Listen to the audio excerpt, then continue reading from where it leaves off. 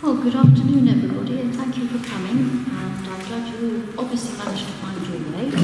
It's really nice to be moving around different areas, so I'll come to that in a minute. So, apologies for absence we have so far. Our Council Brown, Nutland, May, Ali, Goggin and Hammond, and James Mason are independent persons. That's right. But at the moment we're missing Chair, Councillors Hopkinson and Windows, so potentially they're Nobody heard from them on this one.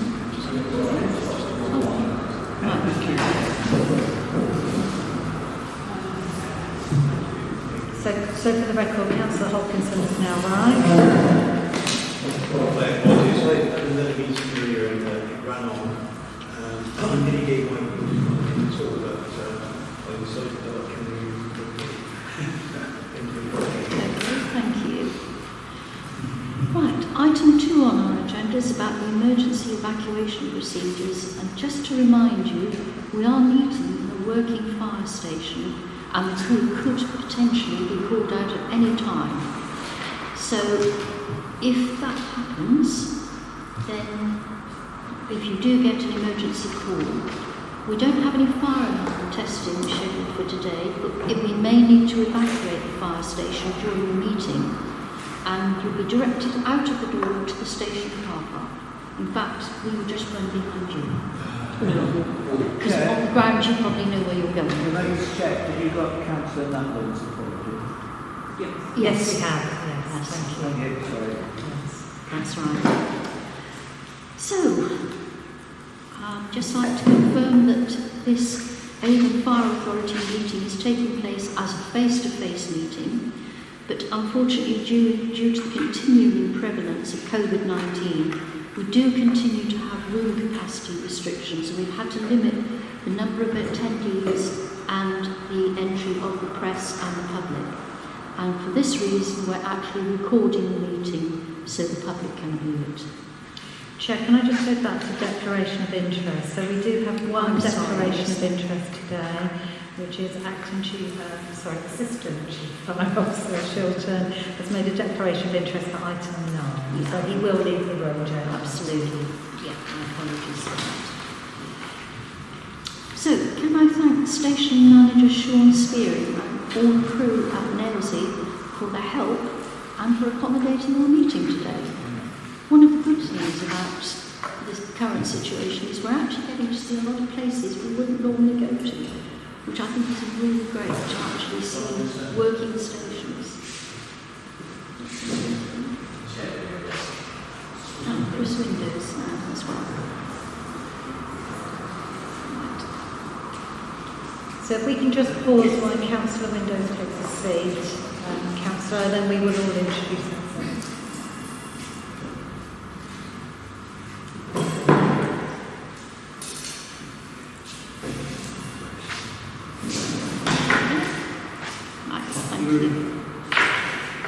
So, shall we go around and introduce ourselves then? Ask for the benefit of the recording, just to say my name's Brenda Massey, I'm a councillor in Southmead and Bristol, and I'm the current chair of the Fire Authority. I am Don Davis, I'm the councillor for North Somerset and I'm the vice chair of the Fire Authority. Ruth Jacobs, councillor, North Somerset Council. Brian Hopkinson, South Gloucestershire District Councillor. Chris Windows, Centre in Brentford. John Ash, South Gloucestershire Council. Paul Bromley, Western Council for Western and Wales. Richard Beck, Bristol. Neil Butters, Bath South, Bath and North Somerset Council. David Wilcox, councillor for Lockleys in Bristol. Andrew Brown, councillor for Avon and the Church Park in Bristol. And Robert Payne, councillor for Western Central North Somerset Council. Richard Tucker, Western Supermarket, Milton, North Somerset.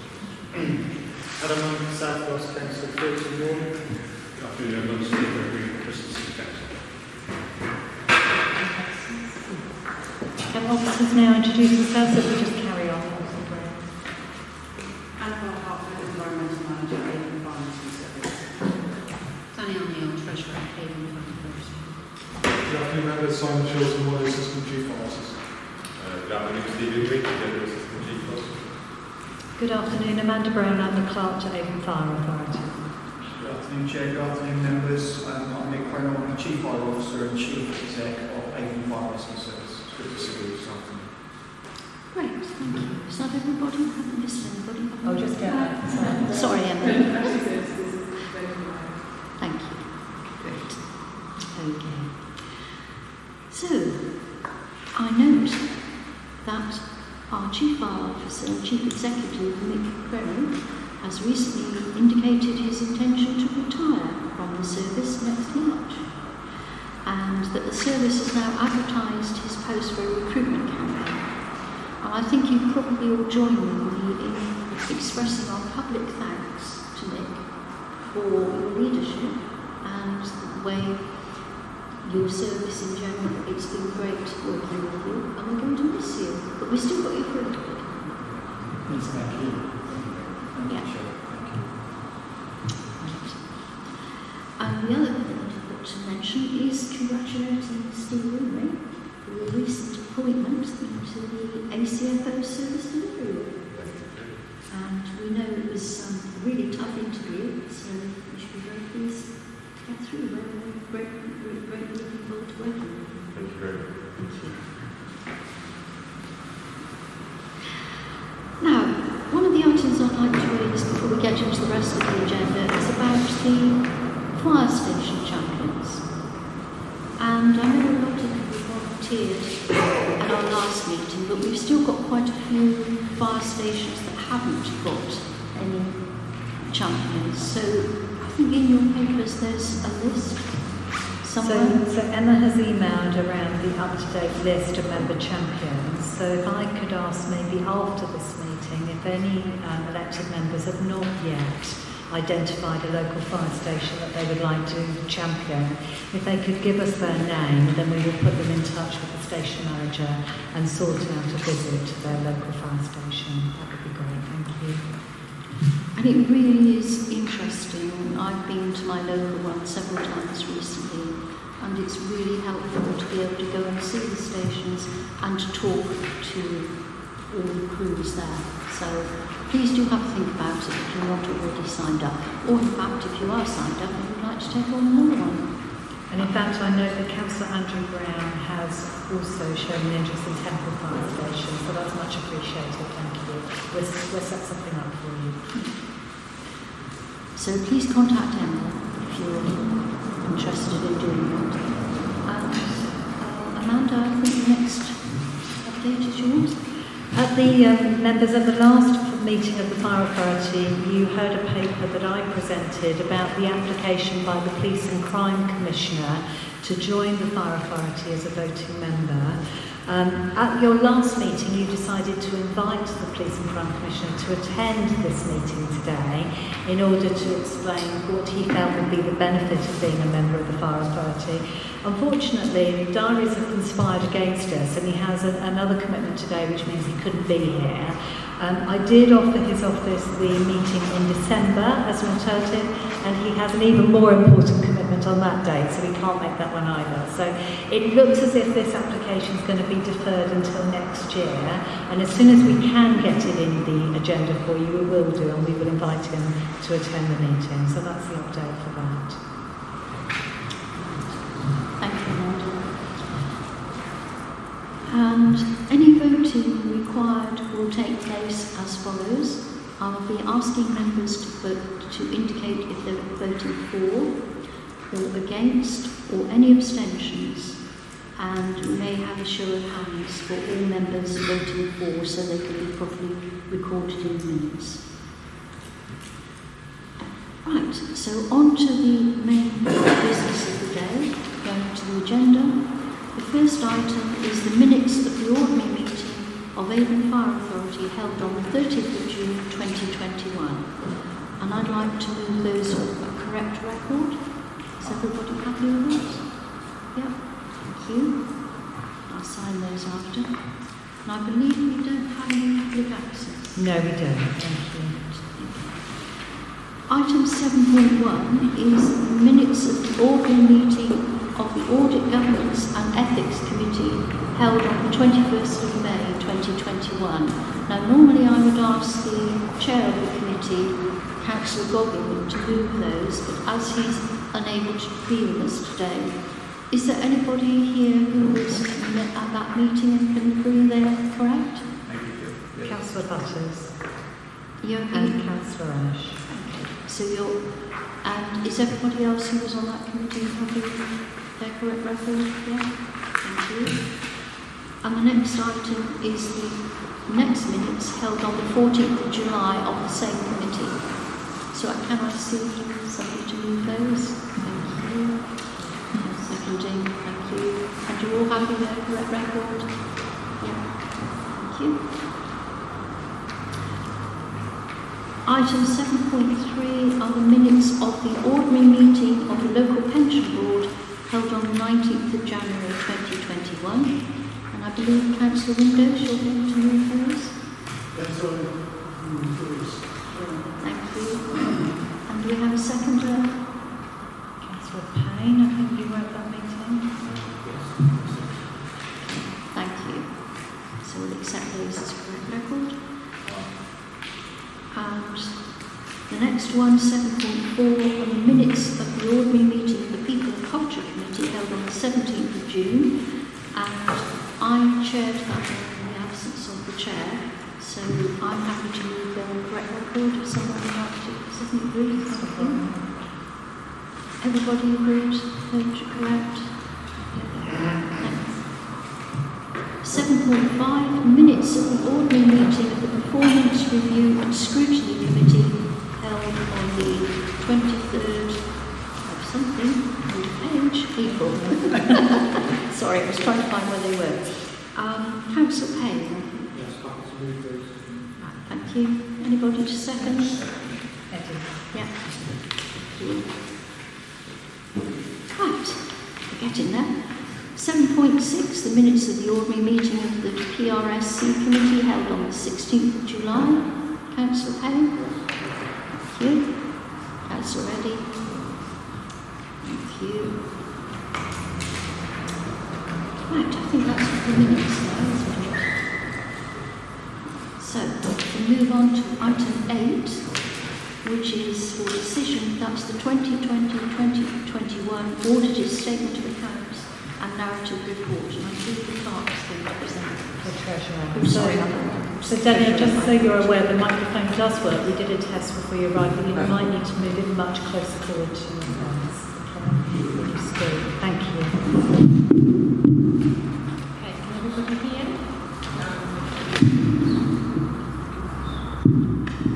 Can everybody hear? Yeah. Yeah. Okay, please let me know if you can't hear.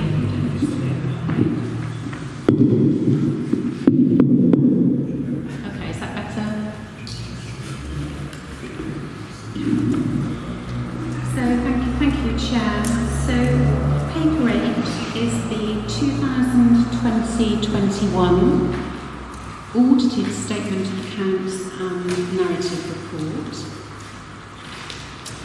And it's very pleasing to note that AJAC have approved the audited accounts and narrative report, subject to the outstanding pensions information from the auditors of the Avon Pension Fund.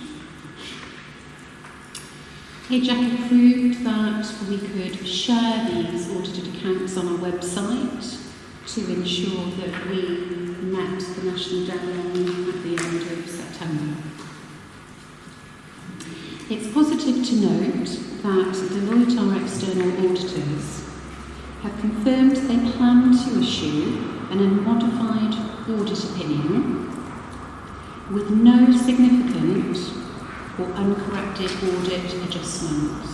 And that's a really, really positive outcome for the Fire Authority. During the period of notice of public rights, we had one request from a member of the public. This was quite an extensive request, which involved a significant degree of resource from our partners at Bristol City Council, their finance department, who undertake the majority of the final accounts process for us, but also for our own finance team and also for lead officers. I'd like to give a big thank you to all involved in the production of the accounts, and from a treasurer point of view, the process worked extremely well. In terms of recommendations, if I could take you to the bottom of page 53. The first recommendation is to note that the statement of financial accounts and narrative report have been approved by AJAC, subject to the receipt of the outstanding pension information. I'm pleased to inform that I received an email this morning from our auditors to say that information has now been received. So one hopes that over the next 2 weeks, our auditors can finish their review, and hopefully then that can be delegated for signature by our chair, our AJAC chair, Mick, our chief finance officer. Sorry, Mick. I've just Demoted. Yeah, absolutely the right word. Everybody had emotion, wasn't it? Sorry. And myself as treasurer. As I've said, we've already put the accounts on our website to meet the national deadline. And so item D is the recommendation of the delegation to the whole people that I've just outlined. So thank you very much. I'm happy to take any questions on that. Councillor Reddy. It's not really a question. Can I thank the treasurer on my behalf for what your team has done, and also for the auditor's assessments. I'm really pleased to hear the pension figures have came in, so now it's pretty much done and dusted, but thank you for all of us. Thank you very much, Councillor, and I will happily take that comment back. Thank you, much appreciated. Thank you, I'd like to endorse that. We've had a fairly rocky road in recent years, and it's a great breath of fresh air and relief to us all. I think that, how well General and the finance team have done so. Thank you.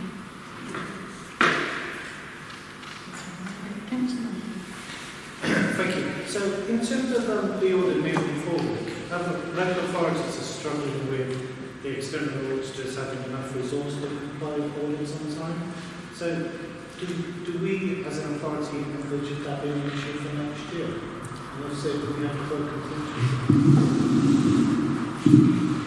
That's a really helpful question, thank you. I attended a fire finance event over the last 2 days, and it was interesting to see how many accounts had progressed to the national deadline. And within a room of about 30 finance personnel, only 2 had been approved by their auditors. And the issue absolutely was a resource issue with external audit. So I think it's a real challenge at the moment across the country. We've been very fortunate with Deloitte that because the finance team had the work available to the agreed deadline, we've had a very efficient audit.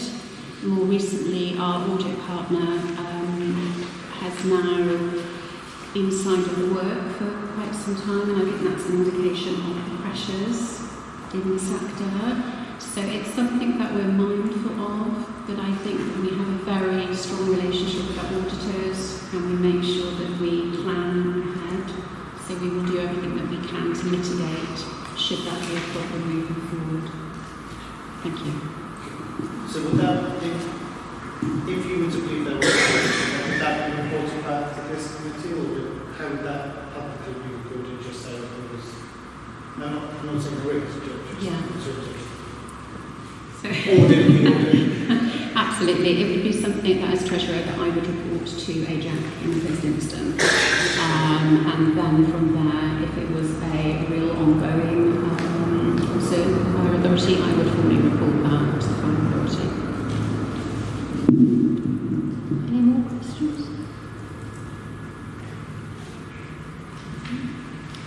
In that case, thank you for your report. So the board recommendations are just to note various aspects, so if members are happy to note. Everybody in favour? Aye.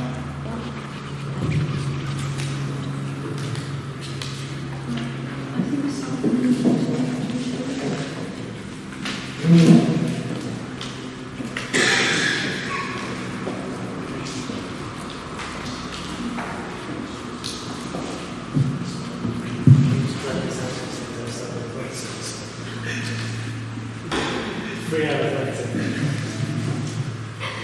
Okay, so item 9 on the agenda is about the recruitment of a substantive Chief Fire Officer and Chief Executive Officer. I'm going to hand over to the clerk to present this. Thank you, Chair. Thank you, members. So this is my paper to you about the recruitment of a substantive Chief Fire Officer and Executive. This paper is obviously in response to the announcement to retire made by our current Chief Fire Officer and Chief Executive, Nick Cronau, after his 30 years of pensionable service. So it's now right and proper that we appoint a successor. Your current Chief Fire Officer has been very kind and given the Fire Authority 6 months' notice. So that has allowed us a timeline which will allow for a thorough advertising, recruitment campaign, and also for someone to have a proper handover. So the background to this is that this matter has been raised already with the members of the People and Culture Committee at their meeting on the 17th of September. They approved an advertisement, they also approved a job description and person specification and application form, and all of those items were then ready to go. You will recall that I then emailed all members of the Fire Authority and said, could we take a pragmatic approach, please? Can we place that advert sooner rather than later to save us waiting for this meeting today? I'm pleased to say that I had no objections to that plan, so that was good. So we were able to place the advertisement on the 1st of October, and that will be running until the 29th of October, which is the current closing date. So what I'm asking you members today is to confirm that the members of the People and Culture Committee should undertake that recruitment process on your behalf, that you should appoint me as your clerk in the lead for that appointment process in consultation with the HR manager, but also with your current Chief Fire Officer as a technical advisor to the committee during that process. And then to instruct People and Culture to bring the matter back to you so that you can follow, if you see fit, their recommendation and make an appointment for next year. So the background, I don't think I need to go into too much detail. So on page 57 of your papers, I've set out the background. The Fire Authority Constitution says that you collectively as members determine whether to recruit. That's why I sent you that email, because it seemed a pragmatic decision that you would want us to recruit and therefore to proceed. And also that People and Culture should be the right setting for appointing your principal and statutory officers, of which obviously the Chief Fire Officer is one. The financial implications of this paper are that the salary is currently, and there is a slight mistake in this figure, so it's 148,671 in the paper. It should be 148,238, so it's only a couple of £100 out, but that figure has been checked, and it's 148,238. That is a figure which was agreed some time ago on the current officer's appointment, and pay increments have just been made annually in line with the awards made by the National Joint Council for Brigade Managers. We haven't had any local uplifts in addition to that. We've just followed the national figures. The key considerations are that you have appendix to the papers the job description and person specification which were agreed by People and Culture.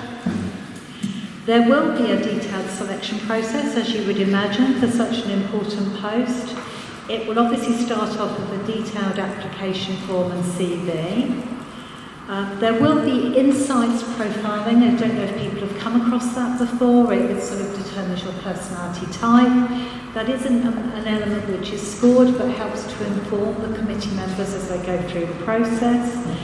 There will also be a stakeholder engagement forum for key external stakeholders but also with internal representatives as well. An operational resilience business continuity exercise. And then the process will culminate with a selection, with a presentation to the committee and the committee conducting an interview. So those are the stages we're expecting to take place. The anticipated timeline is attached to your papers. This is a moving document, unfortunately, so even since I've published this paper, the dates have moved slightly. The date for shortlisting and for interviews is likely to remain the same. Those are the dates for people's diaries. But the stakeholder engagement forum and the operational business continuity exercise, the dates might shift slightly, but I won't worry you with those details. And it is intended that we should be able to bring this matter back to you in December for you to make a formal appointment for the following March. I think that is all I want to cover at this stage, but there may well be questions, so I will pause there if I may. Thank you, Amanda. Any questions? Richard? Amanda, could I fully endorse this paper? I'm quite comfortable with the recommendations which been through People and Culture. So I think the timeliness and the proposals seem highly appropriate. So I don't have any hesitation. 2 questions, please. I have done senior officer interviews, recruitment in my own authority for 20 years, but I haven't to date been involved with the fire authority recruitment. Well, certainly for hard to recruit groups of candidates, we've tended to use some specialist recruitment consultants. Has this been a factor here you've looked at, or do you believe that actually the market for a similar candidate will be strong enough we don't need to look at? I will try and answer that, and then Nick can help me if necessary. We have been discussing the process to follow with Karen Schill, the HR manager, and her view is that we are able to run this internally without the use of external employment agencies.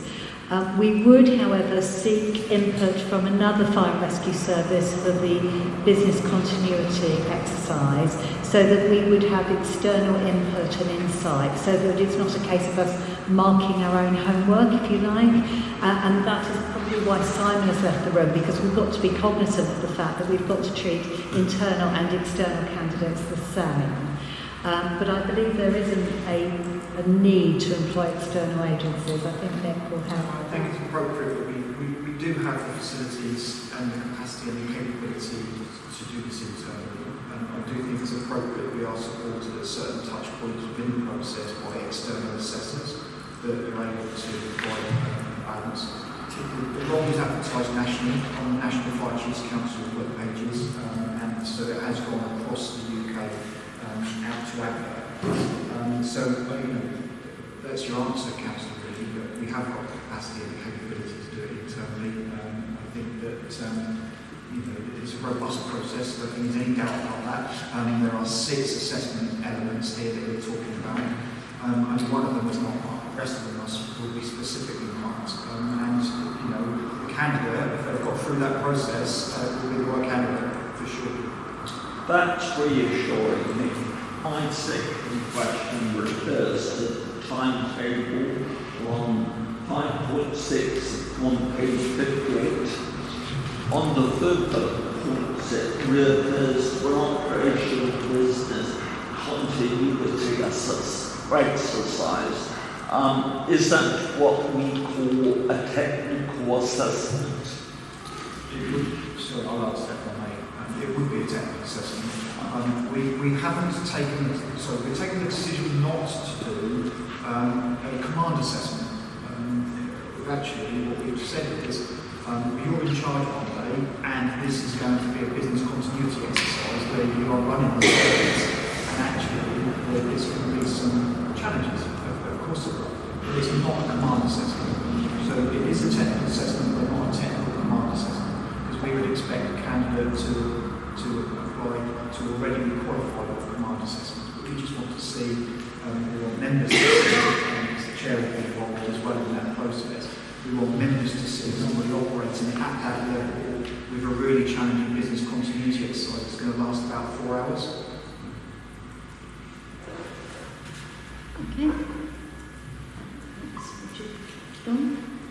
Well, although I thank you for the paper, Amanda, I'm not registered with anything anybody said so far. I'm going to propose one challenge to members, though, as I did at the last recruitment, and that is around the wideness of the candidates we're looking for, because I think we have a concern that we are fishing in a very small pool, and I would be somewhat there are two fire authorities who don't have a qualified firefighter as being the chief executive, Kent and Essex. So I would ask us to consider, when we're looking for candidates, to see the pool in a wider sense. I can think of people, for example, with armed forces background, or indeed from foreign firefighting organisations who could qualify.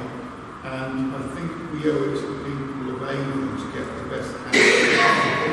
I do appreciate there are some technical details to this job, but I would loathe just to have almost a predefined pool we're going into. Now, I don't know whether colleagues agree with that or not, but I can think of one or two people I've met in my life who, to me, as a lay person, would seem to fit the bill. Now, that will be tested in the very rigorous process we're going to go through anyway, but I just want to gauge your reaction.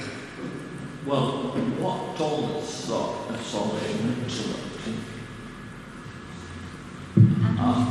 I was only going to say at this stage, surely it's about attracting a wide pool of choice, and the exercises will help. All of those exercises will help us bring us to the correct candidates. I think at this stage we should not exclude somebody because they've not held the firehouse. It shows how little they know. But because if somebody from a military background, for example, will have that command and control experience, and so I would personally be happy to see candidates from a wide pool, because I think the process will help define the individual for looking at.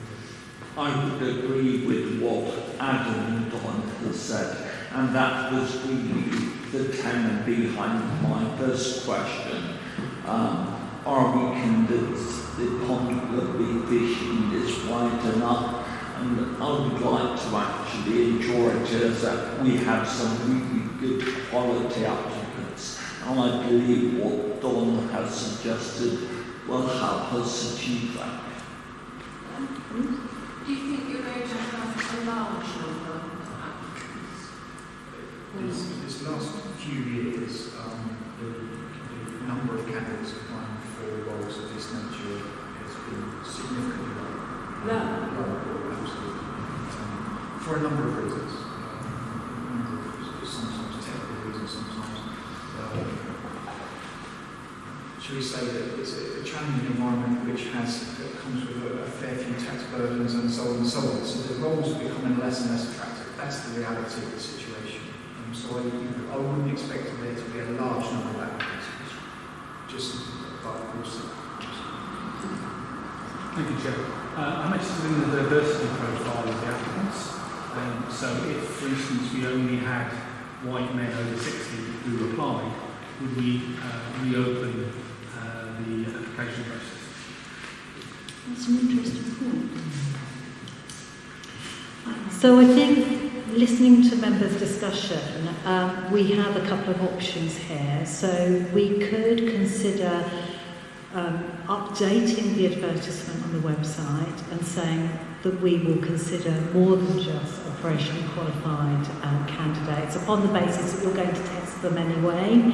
I agree with the sort of the feeling in the room, which is we want to attract as many people, good quality candidates as possible. I think in relation to diversity, we can't force people to apply, obviously. So I think the nature of the role means that you're going to attract a certain type of person. So we can't keep going out and keep delaying and keep on hoping we're going to attract certain types of people. We do have a diversity statement on our website. We do make it very clear that we want to hear from all types of people, from all types of backgrounds. So I'm less concerned about that, I suppose, probably more concerned to ensure that the criteria on the website is right to attract applicants in the first place. So, sorry, Councillor Butters. Sorry, no, I didn't interrupt you. I was just wondering if there is a list of national standards that have to be met, or by and large, can we set our own standards? There aren't national standards, so each chief officer has their own job description and personal specification for each of the services. There isn't a national standard. What is happening at the moment is, and the National Fire Chiefs Council perspective, is a direct entry system is being developed for the National Fire and Rescue Services, and which has got entry points at station manager level and at area manager level. So you can come in off of the street into a firefighter post, so a firefighter in the middle manager level, which is station manager, and then the strategic manager, which is area manager. And the expectation is that each of the people that come in go through certain training evolutions and so on to enable them to become a uniformed officer. So all officers in the future will be uniformed officers. All senior fire officers in the future will be uniformed officers. That's essentially what the direct entry process will do. So the Home Office's view and the Minister's view is that fire officer, and if you align it to the police, there aren't any non-uniform chief constables, but they may have come into the police force via different touch points through a direct entry system, and that's what it's looking like. The National Fire Chiefs Council is going to mirror. So from that perspective, whoever comes in will be able to do the evolutions to enable them to come and transfer into the fire service into a uniformed post. So my anticipation would be in the future, a chief fire officer will be a uniformed officer. Nick, can I just check for everybody's understanding? So if the members wanted to consider non-operational applicants, can they then be sent on a gold command course to get the gap in their knowledge fixed? It's not simple as just sending on one course. There will be a development programme over a couple of years for somebody to come in from a non-uniformed environment into a uniformed environment and to pick up all of the elements of the required operational side of the role. So it's not as simple as just sending on a course and that's the answer.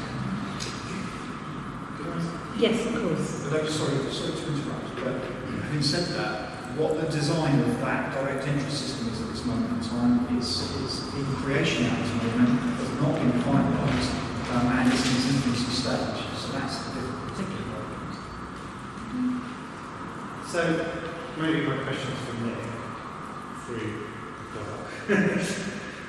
I see your role as the chief executive of the organisation, and so therefore, and this is where I clearly will now show you. Therefore, it's clearly your role is operational, but it's operational across the entirety of the business, rather than pure firefighting. And so, I'm not saying that knowledge is not important, because it clearly is, but is that, do you believe in your current role that you need to be, as well as the operational frontline firefighting as you do across the entirety of the service? Does the question make sense? It's a unique role in as much that, yes, you are the chief executive of an organisation and you have all of the functions that a chief executive have. But you also have an operational requirement because you carry a pager all of your life and you're on call 24/7. So that's probably the answer. On a continuous duty system. But as Councillor Davis has identified, there are services in the UK that have a non-uniformed chief exec, but they do not operate, they do not go to a fire and command a fire incident. But that's unusual, there's two in the UK. My consideration is that the direct entry system that's being developed on behalf of the National Fire Chiefs Council will be the way to go in the future, because it will be a standardised approach across the services, and my recommendation would be that the authority and the service signs up to that in the future. Because then you've got 3 recognised touch points and entry points into the service from people off the street to become a uniformed officer in the service. And that, for me, I think, in terms of this recruitment, I think the timing is possibly out. The next recruitment, after the next chief, I think we will have a system that's ready made which will align everybody in the right direction. So I was just going to make a comment about that it just seems that the recruitment process, that entry system that's been created, just doesn't align for us right now, does it? Based on Can I just say, so suppose we had an application from a senior military person who had served operation in Afghanistan. That's exactly. I mean, you kind of think that person has some level of experience of dealing with incidents. We'd be just a shame if that person had the other parts of the core capabilities. We said, actually, we can't do it because even though you've been fighting with the Taliban for 2 years, actually, you haven't been fighting fires. I think from a point of view keeping people safe, that person's operational expertise would be hugely strong to my mind. Equally, I do take Nick's point that we want to be careful because we are looking at both sides of the job.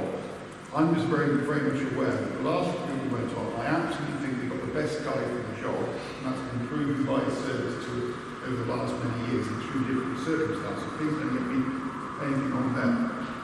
But we did have a very small application, and I believe that it confirms to me there have been cases where we've got chief fire officer posts in other parts of the country, maybe one applicant. Is that right?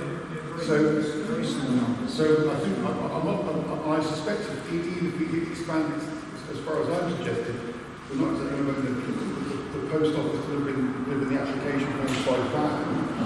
I'm not thinking we've got a small pool. I just think we need to make sure, taking David's point around diversity, the wider we can give that operational experience, the more opportunity we're giving for people to apply. Now, I appreciate we've got a very rigorous application process.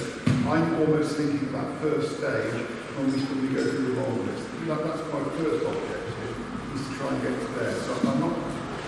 So I absolutely support that, Councillor, and I would just caution the fact that we do have on our operational roster, we have 3 principal officers, of which there are 4 directors in our organisation. There's himself as the chief, we've got 2 assistant chiefs who are uniformed, and 1 non-uniformed director of corporate services.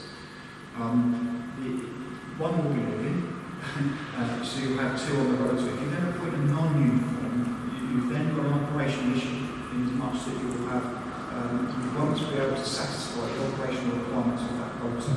So that's just a word of caution. It's not insurmountable, it wouldn't be impossible, but at the moment it would cause problems in as much that you wouldn't be satisfying, I suppose, the working time directive, because you have 2 people who have to be on the call 24/7. I suppose that's where I lack knowledge, is understanding who can fulfil that role. So would it be that there'd be other people qualified in the organisation that could fulfil that role, apart from just the assistant chief fire officers? There are operational resilience issues, and the fact that we won't be able to maintain that 3-person rota which we currently do. We will be asking for help from other services until the person was qualified for rota, which would be some considerable time. That's just a word of caution. Chair, I've been listening to this for quite a little while now, and I'll probably be one of the members that actually interview the applicants. And I must admit, we've got different processes for different things. You've got a peace and crime commissioner, which could come from any walk in society, and then they put their credentials up and they get voted in. And those people are basically taking over things, but the thing is, of course represent. Okay, you've got a chief of police who effectively has come up with ranks, I'm assuming, other than the fact that we've got these things happening now, with the training person which has been described like. But I mean, I personally would prefer, I can see a situation if we're going to be interviewing anybody, we're going to be diluting it down to people that have got a really good experience in the fire authority. And if we don't, you know, if we actually considered somebody from outside, you know, what are the people in the force going to think? Because their chief has come from an outside thing, you know, some other area which may be equivalent to some kind of, you know, but not actually really experienced in this thing. So I think, in reality, we've got to keep it as it is at the moment, unless there is some kind of, you know, some training for these people, but we need somebody in operation. I can't see that we can, if we widen this, what we're going to be doing is diluting down on that committee to one or two people who have got fire experience, and all the rest will be thrown away anyway. That's my own opinion. So, any other comments before I come on? Sorry, you did you want to? No, I'm fine. Can I just ask one last question? Sorry, don't want to speak. So, if the fire authority opts to look at a wider pool of resource, this role is currently advertised on the Avon Fire Authority website, and then The NFCC website. So my question would be that would, as a layman, not strike me as a place I would look for a role, unless I was a firefighter. So then, would we then look to use another portal or job applicator to attract more people if we want to go down that route? Because if you think it's fine, and changing the wording of the application criteria is fine. But currently where it's advertised, you're not going to get the traffic of more than 5, if you choose to give them. I can also offer my perspective of advice after you've spoken, Chair. You go first. I was going to say, from my point of view, I know that when we advertised the assistant, when we advertised for the assistant chief fire officer, we only got, I've forgotten how many, it wasn't a huge, we had 4 people applying, and that was for an assistant's job. And I think the danger will be that we may well find we've got even fewer applying for this one. Personally, I would like to see it opened out, because I feel that you can learn new skills, and somebody else might be able to come in, whoever it might be, and I've absolutely no idea who might apply, but could potentially come in bringing a whole new aspect to the role and looking at things in a different way, which could be quite useful to us. So, personally, I think I would like to have the advert range widened. Seconded. Yeah. Okay, so shall we, because that's not one of the recommendations currently, but it obviously is as a result of your discussion, maybe we should take a vote on that first, because I think there are maybe 2 things that you could vote on. One is, do we change the advertisement now and look at other venues for that advertisement to be placed, widening the pool of candidates? And second, or the other option is to wait to see if you have sufficient number of applicants at the end of this one. But of course, the only problem with that is it then compresses the time, because we're already on a very tight time frame. So maybe we take a vote first on whether you want to broaden the pool from which you're willing to accept applicants. Sorry, Councillor Avon. Could we... So I appreciate you trying to be very clear on people debating on. I feel the timeline at the moment is an effective timeline and does enable potentially reasonable handover. But if we are going to look at a candidate from a non-fire background, by waiting to see the number of candidates we receive before we change the criteria, we've already reduced that handover time. Yeah. So I feel that I understand the sentiment of that, but then taking on board everything Luke said about not being operationally useful, that's not his phrase, is that we want to we want to facilitate the largest handover possible. So therefore, I would propose that we don't consider your secondary action, Yeah. and then we go, if we vote, that's fine, and we go to the first action next, immediately to facilitate. But my rationale being to facilitate the largest possible handover time. Joe, could you explain to me, we've now got a deputy, haven't we? No, We haven't got a we deputy. haven't had a deputy for Two years. assistant chiefs. Okay, assistant. Two assistant chiefs and no deputy. And what this would require for now is a restructure.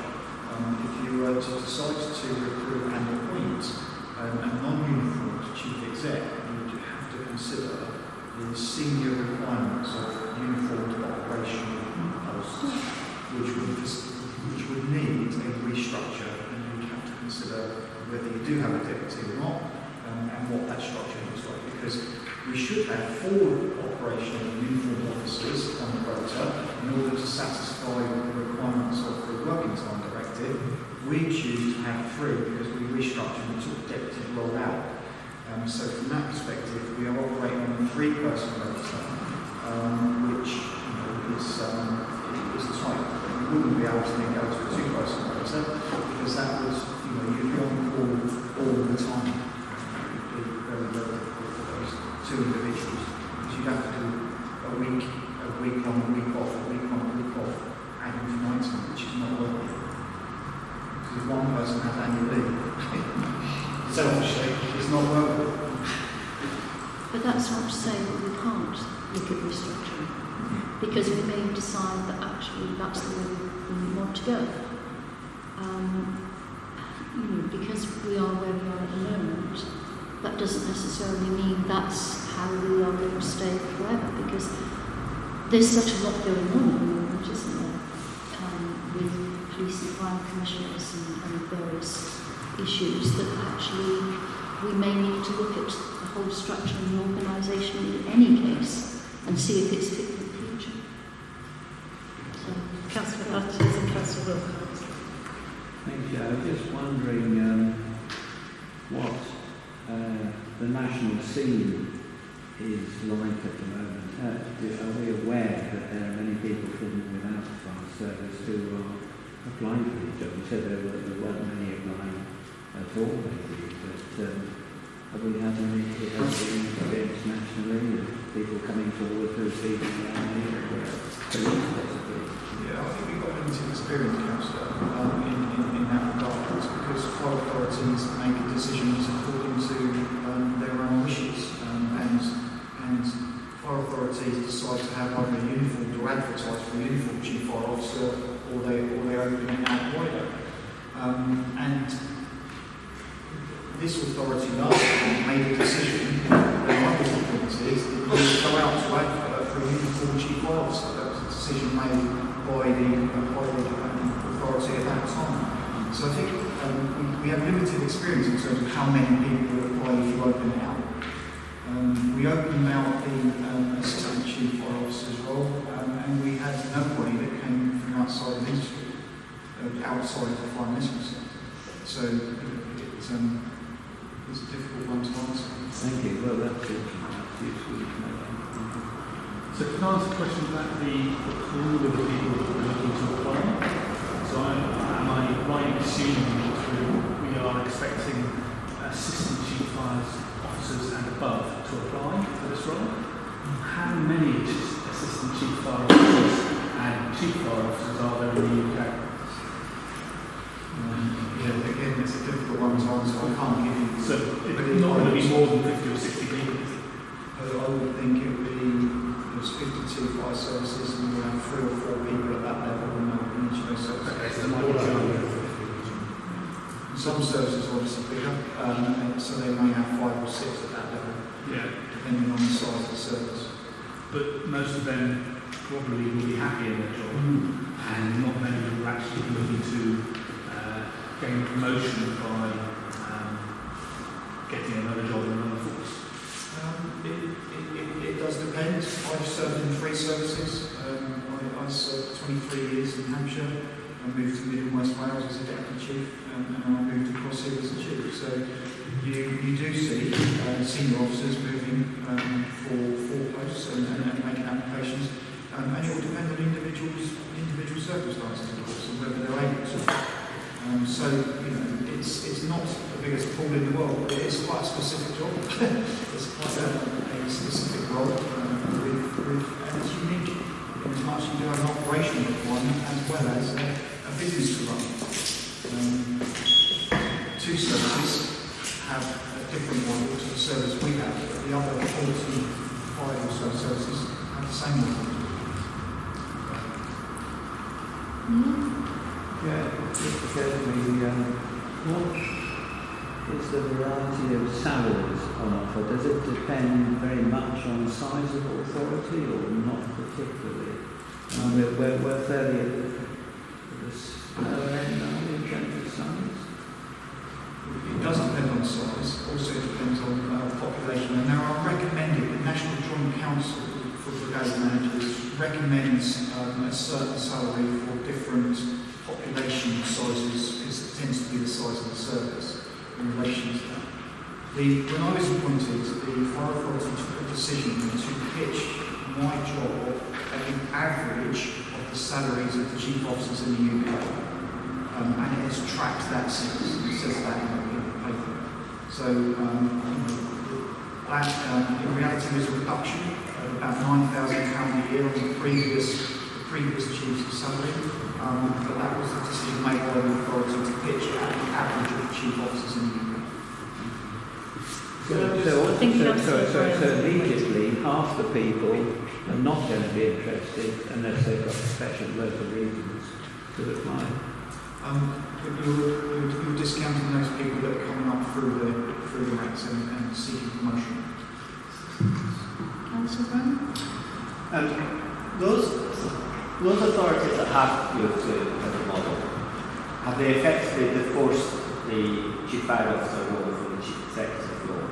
Yes. So does that person still have the title of chief fire officer even if the operational, or have they, is it completely divorced? They have separated the operational requirement of the role from the chief executive. There are some services that have senior officers in the service who have come in at an entry point as a non-uniformed member of staff and become uniformed and now have a uniformed role. They've gone through training evolutions in order to achieve that over a period of time. So that has happened. So they come in from industry but they end up as a uniformed officer, which is essentially what the direct entry system is seeking to achieve, but on a uniform basis, so that you do have that consistency approach across the services. Adam, did you have a question? I was going to make a comment on something. Any other comments? Chris? Sure, if I may. Something that occurs to me listening to the discussion is that perhaps maybe people here would have a uniform chief officer. Has anything gone wrong with that? Because if it hasn't, my gut instinct is if they just joke picture, and I do obviously think that unless somebody can present me with a good reason for changing the system that we've had for 9 years, it seems to work very well. I'm an old-fashioned sort of person. I'm over 40 now, believe it or not. I just feel that it's right to have a uniformed chief fire officer. I think the general public expect to see that in that position. I don't think we should disappoint them, so I find it difficult to go along with what's being suggested. What we're aiming to do is get the most diverse pool of applicants we can, because people bring lots of different attributes and they're not necessarily embodied in one individual because they've gone down a particular career path. You can have a whole range of different attributes. And what the suggestion is that if we make the advert open to more people, then we might have a wider range with appropriate skills to choose from. What we don't want is to end up with just one applicant or maybe two. It's such an important role that we want the best possible skills there, which, yes, a lot of them would be from a uniformed officer, but there could also be other ones. Because don't forget this role is chief exec as well as chief fire officer, which is slightly different in that. Councillor Mann? Sorry, really contributed. So, if we were to not change it, and I'm not convinced by the other things not to do that, but if we were not to change the amount to stay with, and then we get to the point where we only have one candidate, which would be disappointing, but we're in that position. Does the individuals making the appointment decision have the authority to not appoint? And then, but this is the key thing. What is then the consequences of not appointing? In terms of the impact upon the service? Because obviously, Mick has personal plans for after all else, and absolutely right. But there will come a point where Mick needs to exit. So if the authority gets upon that I can't appoint, I need to understand that consequence. Because if there is only one candidate, that candidate could be brilliant, which is great, that's an easy decision. But likewise, that candidate may not perform in the interview panel, and then you might not be comfortable to appoint. Chair, I would like to take Hold on a second, I think. Can you hold on a minute? Sorry, could you hold on a minute? Because I think Richard indicated. Yeah, I'll just have a brief, Chair.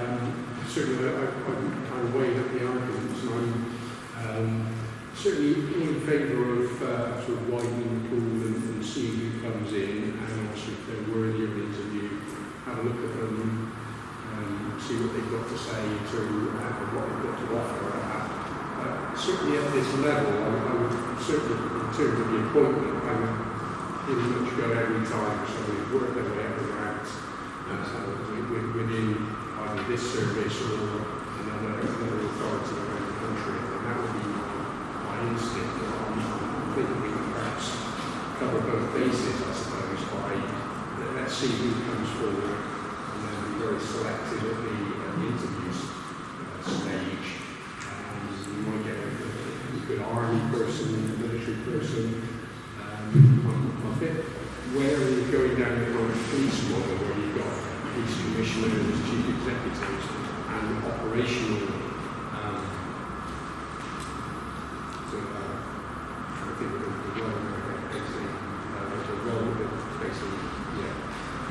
run the day-to-day police process. So I wouldn't want to see us go down that role. Some authorities have already got that job together. Sorry, councillors, can we have one councillor speaking at a time? Sorry, I was going to Councillors Roof and Councillors Jacobs and Hopkinson, can we just have one councillor speaking? Sorry, we're trying to hear. The acoustics are quite difficult at this end for us to hear you. I think I'm pretty much ready. Thank you.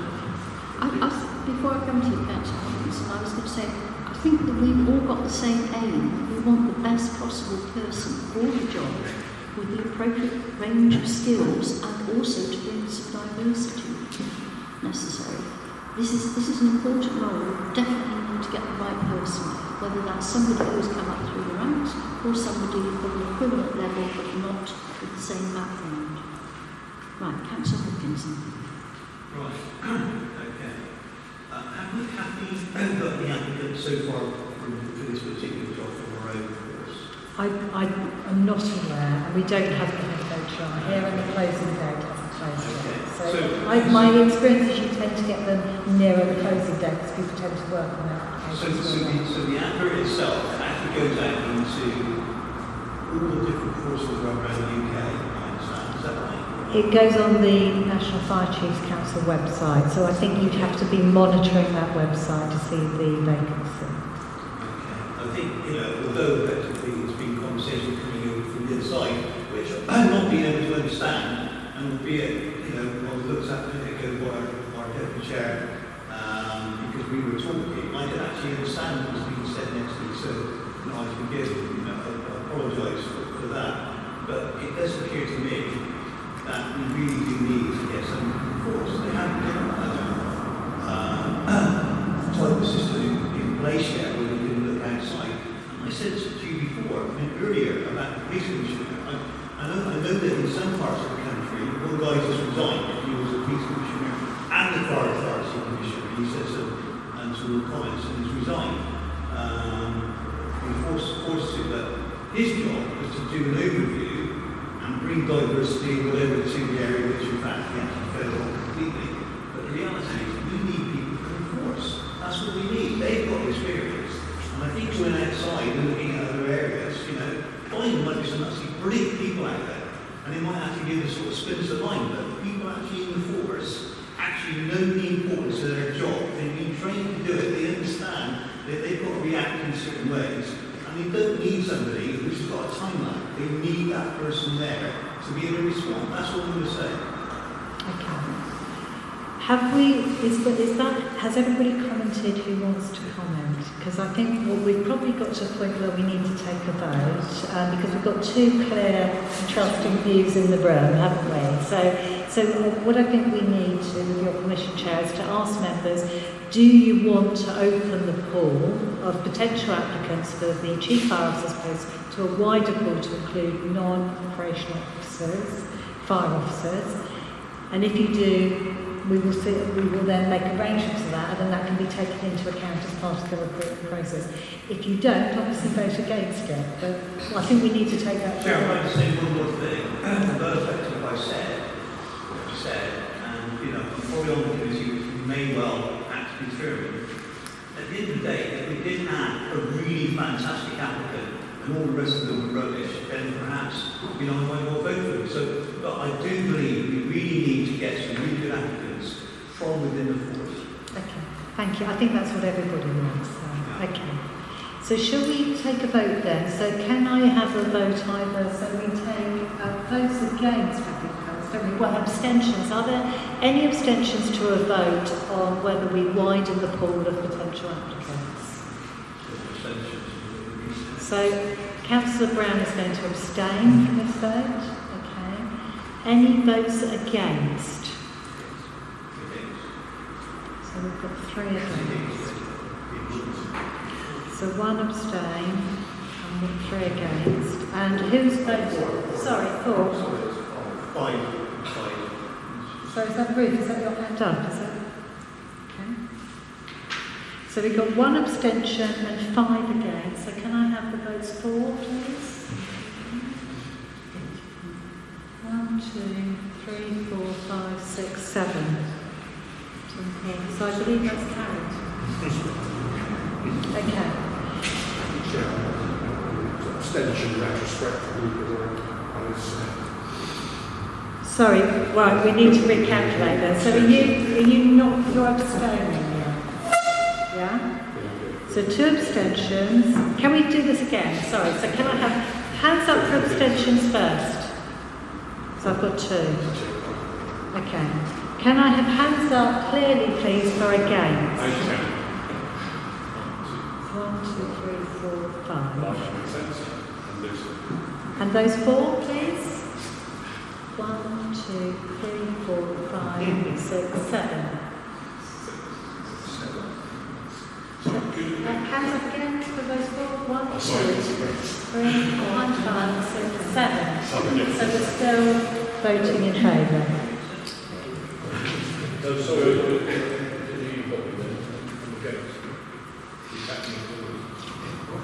You count you against, you're 5 against, right? 6 against. I don't understand why this is so complicated. Did you not vote at all? You did vote.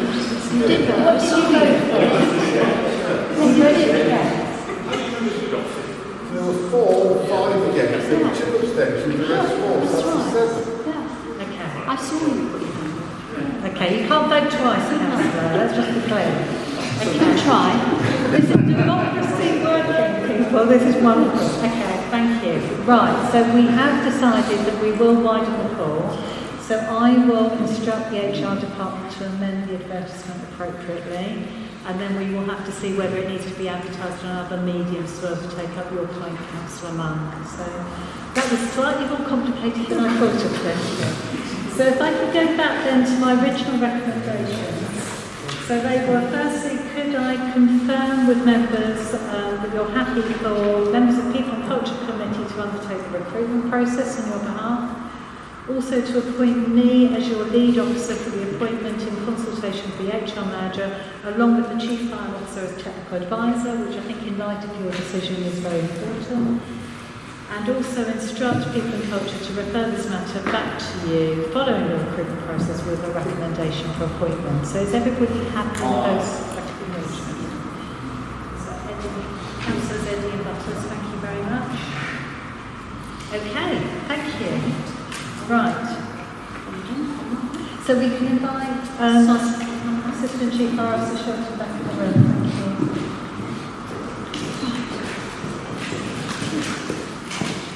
you. I believe we're now on item 10, which is for decision on the, excuse me,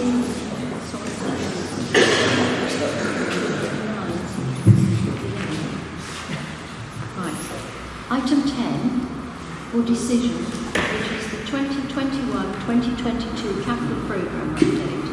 I think the Treasurer is going to present it. Thank you, Chair. I will start this update and present the financial overview, and then I will pass to the operational leads for them to give members an update on the delivery of the programme.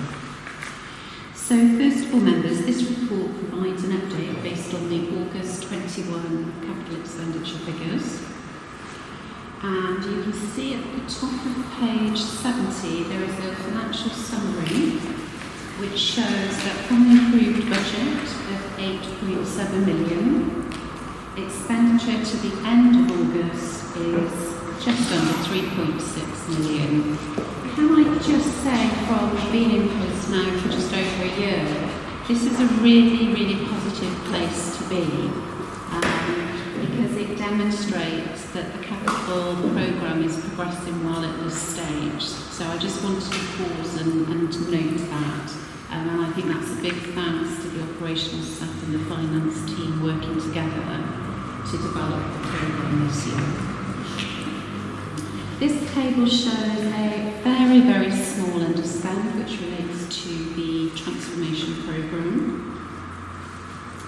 And the reason for that, the operational leads confirmed that there have been some recruitment delays, but it's such a small underspend. So again, as Treasurer, this is a very, very pleasing report to bring to the Fire Authority today. It's important to note that the operational leads have raised that there are emerging pressures, both in relation to Brexit and COVID, and that is having an impact on supply chains. And it's important that that's raised and shared with the Fire Authority today, because that may well impact, expenditure as we move forward over the next 6 to 8 months. Can I bring your attention to page 71, section 5.9. And this is something that I'd like to introduce in the next report we bring to the Fire Authority. And it's further developing the capital programme. And so in future reports, what I'd like to propose, and if we look at page 73, Appendix 1, we have at the top the funding that the Fire Authority has available, coupled with the expenditure. What I'd like to propose for future capital reporting is that we start profiling the relevant income sources into this report. It's something I feel would give the Fire Authority and members of the public more transparency in terms of how we are funding our approved capital programme. And I think it's quite a healthy thing to do from a financial perspective. So on that note, I'd like to now pass over to my operational colleagues, and I can see that Simon's sat right next to me, so if I could hand over to Simon in the first instance. Simon, do you? No, it's fine. So members, do you want to give an update on, I think first of all I'll give an update on capital expenditure with regards to estates members on behalf of the Director of Corporate Services. As the Treasurer has reported there, currently the prediction for the capital programme for estates is on target to meet the expectations. Of course, we have four major projects ongoing at the moment with regards to the capital programme. First and foremost, the rebuild of Avon Fire Station. Whilst the build programme itself has been extended due to reasons that are previously reported to the it's still subject to or expected to be completed this financial year, which will meet the capital expenditure expected in our plans. With regards to the capital programme for Bedminster Fire Station, that is due to start anytime soon. And as such, again, that meets its expectation in terms of timelines for capital expenditure. And the two other non-estate projects are the redevelopment or rebuild of Bath and Western-super-Mare. And members have previously agreed and signed off capital expenditure to the design phase of those two particular projects. And again, those two particular projects are also on track in terms of predictions against the capital plan. And any further expenditure on those two particular projects will come back to members at the most appropriate time. With regards to the fleet programme and the capital fleet expenditure, members will be aware that we previously signed off the purchase of this year's fleet replacement, which is up to 10 frontline fire appliances. So we would term those as Type B appliances. Is a technical term, again, a category of vehicle, and we've just gone out to order and awarded a contract for the delivery of 4 of those. As it stands here and now, currently we are on track for our capital expenditure.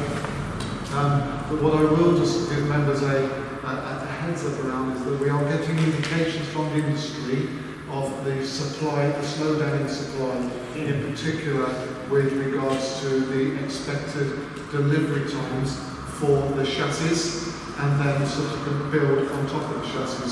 So with regards to our fleet replacement programme, from the place of order, it takes approximately 18 months to the place of the time that we see that vehicle being operational on our fire stations. That normally equates to about a 9-month delivery time for the chassis and about a 9-month build. Within that 18-month programme, what we have stage payments based on the supplier and the builder meeting our specifications in the time frames that we set out within that fleet replacement programme. What that may well mean, though, if we do experience supply chain restrictions, if you like, or delays, that will then in turn delay the stage payments that we are currently planning in our capital programme for fleet, which then may require us to reprofile not the capital spend, but our fleet replacement anticipations, in which case, if we need to do that due to a delay in the suppliers, from a capital programme perspective, we still anticipate that from a capital expenditure, we will reprofile the allocation of the spend according to our fleet replacement programme. So in essence, we still anticipate to be on track for our expenditure in capital investment.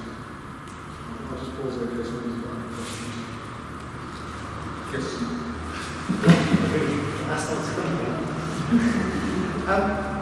I may have misheard, but did you say, Simon, that the fire authorities anticipate to replace 10 frontline vehicles as ordered for? And then my question would be, is there a rationale behind it? Because I would think you can negotiate a better price buying 10 some things rather than buying 4. Yes, so the contract was ordered for 10, so we can get that better price. But we're not committed to order the full 10. That makes sense. So the contract itself allows us to just almost draw down our initial order of 4, and then should we want to change our fleet profile through market changes, risk profiling, etc., it allows the authority that ability to do so rather than committing to the full term and we're hands on time. Thank you. Yes. Simon, can I ask you about paragraph 5.5, which around the risk of the free air zone? Yes. Consider time does not meet the expected standard. That's correct. So not all of our fleet, our frontline fleet, will meet the time frames in terms of their clean air zone. So in particular, that would be our special policies, for example, the turntable lines. So we would either have to reposition some of our fleet, re-alter our fleet replacement timelines, or make a modification in terms of the emissions on those turntable lines as an example. And there is one frontline appliance, which is the, we would term the rescue tankers, which is quite a heavier weighted chassis, will also, is not due to be replaced within the timeframes of the clean air zone agreement. So again, we're just looking at the potential to shuffle the fleet around a little bit to be able to meet the clean air zone. Can I just add to that? We've had some quite detailed discussions with Bristol City Council, and their intention is that all emergency services, all frontline emergency response vehicles will be exempt from clean air zone charges. However, that's on the basis and understanding that we are committed to transitioning to as lower emissions and as sort of low polluting fleet as possible. That was my understanding too, that we would actually exempt certainly in the short term.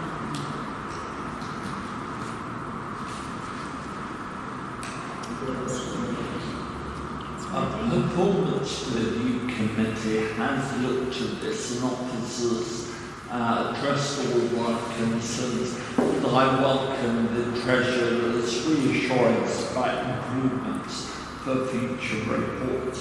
One question for Simon, please. I believe you said the works at Bedminster were likely to start very soon. Does that indicate the recent insurance mediation disputes been resolved? So the starting of the works for Bedminster capital programme is separate to those arrangements, and that's currently, I believe, that's still a matter that hasn't been resolved. I know it's on everybody's radar, but yes, it's still a matter to be resolved. Any other questions? No more questions? Thank you, sir. So the recommendation is in fact we should say the fire authority, not the committee, the fire authority to note the latest expenditure position on the 2021-22 capital programme and to review any key issues to provide assurance in the capital programme. So it's just noting this report. Are members happy to note it? Thank you. That is Eddie and Butters, thank you.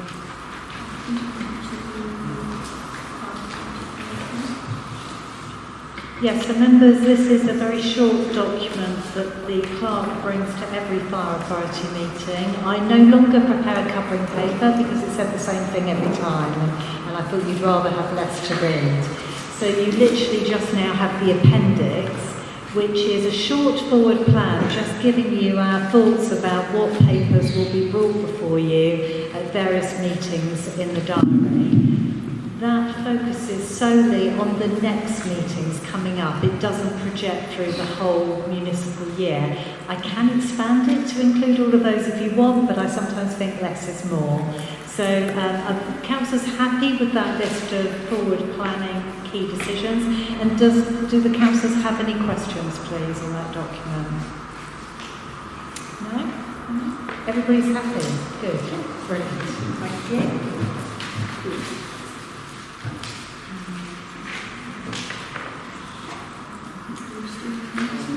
Yes, so Chair, I have been asked by the Director of Corporate Services to present her report to members providing a local pension board update.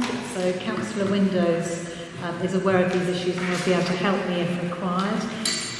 So at the last meeting of the local pension board on the 3rd of September, the local pension board approved a draft annual report. That is a new thing that we've introduced as reflecting best practice. And it reports back to you, Fire Authority members as scheme manager, what work has been done by the board over the year, so that you're kept cited and all the key work that the pension board has been doing on your behalf. So that annual report is annexed to this paper. The report also asks you to agree to the amendment of the voluntary scheme pays policy. So if I can take you to, let's just find the background, paragraph 3.2 of the paper on page 78. That policy was approved by you in July last year. And basically, when it is relevant is when the firefighter is about to retire and they find that the amount they're going to receive exceeds what's called an annual allowance. If that is the case, and the annual allowances I think are increasingly engaged now, if that is the case, they are then liable to pay a tax charge. And what this scheme allows that firefighter to do is to ask the scheme to pay that tax charge on their behalf, and then they receive a reduction in the pension they receive. So it's an easier way for them to pay. If I could also then refer you to paragraph 5.3, which continues on to page 79. The way that the policy is currently drafted is that there is no deadline for a firefighter to say, yes please, I would like to take advantage of this scheme. And when we presented this policy to the Local Government Association, who by the way was so pleased with it, they wanted it to be used as an example of best practice for other firefighters, they said the only thing that was missing was a deadline date for an application each year. And that was considered by the local pension board, and we decided we didn't want to introduce a strict deadline for firefighters to apply to the scheme. However, the policy needed to include wording to explain that if that application was made late, it might be beyond the tax deadline, and there might be tax penalties and interest that would become due. So the wording which is suggested to the policy to deal with that issue is set out in paragraph 5.5. And I'll read that to you now briefly. So the wording is this: while there is no fixed deadline by which a member must make the voluntary scheme pays election, scheme managers may wish to be aware that if they do not want to incur interest and/or penalties in respect of the tax charge, the payment has to be made to HMRC by 31st of January in the following tax year. A payment made after this date attracts a late payment interest charge. So in other words, it's a matter for the firefighter to decide when they want to apply, but they are now, that it is brought to their attention that they might attract a penalty if the tax charge is paid late. So that was the second element of the paper. The third element is to provide you with a brief update on the processing of immediate detriment cases. And you will recall, no doubt, at the last meeting of the Fire Authority in exempt session, we went through a very detailed legal advice about processing immediate detriment cases, and you decided to accept that legal advice and to start processing immediate detriment cases in certain categories of cases. So the update provided is that a detailed report went to the local pension board at their September meeting. The Director of Corporate Services is leading a technical group which includes the pension and payroll administrators, finance, human resources and resource planning, and together they are managing the issues about implementing these immediate detriment changes. The AJEC committee has also decided that we need tests in place to check that what we're doing is right and that we're processing cases correctly, and they have decided that the internal auditor's contingency provision will this year be used to check and ensure that the way that we're processing immediate detriment cases is correct. So that's a good safety net for us. The Director of Corporate Services has also informed you that since your last meeting there has been one case which has been processed under the old pension rules, and that firefighter was so grateful that he wrote recording his appreciation for the fact that he was able to take his pension benefits under his legacy pension scheme. So that work is ongoing. Now, the only thing that has changed since this paper was prepared for you is the Local Government Association and the Fire Brigades Union have now reached an agreement between themselves about immediate detriment cases. And they issued a memorandum of understanding and a framework quite recently, that was last Friday, the 8th of October. So this is very much hot off the press. I don't intend to brief you on that document, on those documents fully today, because they're quite complicated. The initial read of those documents suggests that a lot of what we're doing is now going to be followed by others, but there are additional categories of cases that we don't currently process, which the framework suggests that we do. One good example is those who have already retired. There will be capacity limitations, how many cases we can calculate and process at any one time, and there may be financial implications if we need to employ more staff to follow that framework. So the Director of Corporate Services suggested that she and her team continue to look at the differences, and they bring a report back to you at your next meeting in December or beforehand if it's more urgent. And we can then decide whether we want to change the fire authority's approach to align it with that MOU which has been reached with the Fire Brigades Union. So I don't intend to go into any more detail about that, but it is a recent change. And unfortunately we weren't involved in the build-up, we just got presented with the result of the negotiation at the end. So we're now working our way through the details. Do members have any questions, please? So you were saying that the audit committee has agreed to use the contingency funds to audit the immediate detriment cases, which is clearly good practice. But my understanding is this is going to be a continual issue, so that will continue to be a requirement to be continually audited, I would suggest. So in terms of that ongoing activity, will that just be budgeted in the next, in the new financial budget, budget I think the reason for the need this year, perhaps more so than in future years, is we're expecting new pension regulations to be issued at some point. That's likely to be 2023. What we're trying to do is to create our own processes in the absence of those new regulations, and also in the absence of software to automatically make those calculations for us. So it's terribly important that we have the checks and balances in now. I accept your point that there may be a need to look at it again next year in 2022. So I will take that back and say that members have raised the fact that they should maybe be budgeted for more looks at this in the future. Sorry, Dan. Let me just move this a bit closer. My observations on your comment, I think it's really a good point that you've made, and I with what the clerk has said. In terms of the way the Director of Corporate Services is managing this, it's within a contingency within the internal audit part, so it doesn't hit a bottom line. And what it's actually doing, it's aligning risk to the finances that we have available.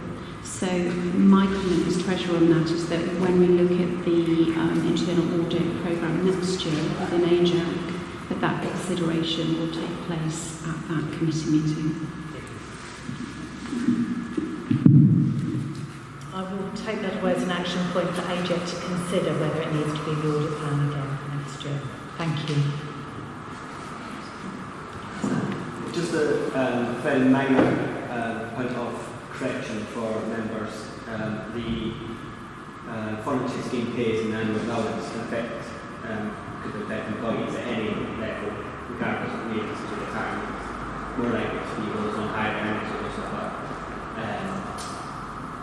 a jump in salary, perhaps through promotion or something.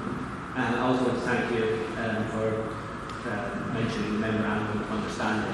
Firefighter mentioned it to me the other day, and I was like, oh, I'm going to help you on that one, so thanks for That's all right, and thank you for clarifying the tax position, because I know that's your specialty, so thank you. Any other questions or comments? So the recommendations of my paper is that you consider it's Director of Corporate Services paper, sorry, I've just presented it on her behalf. Consider the Local Pension Board Annual Report 2020-21 prior to its publication.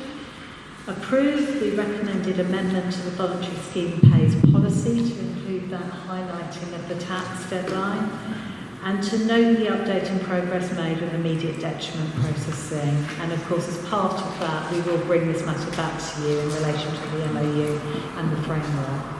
Are members content to follow those recommendations?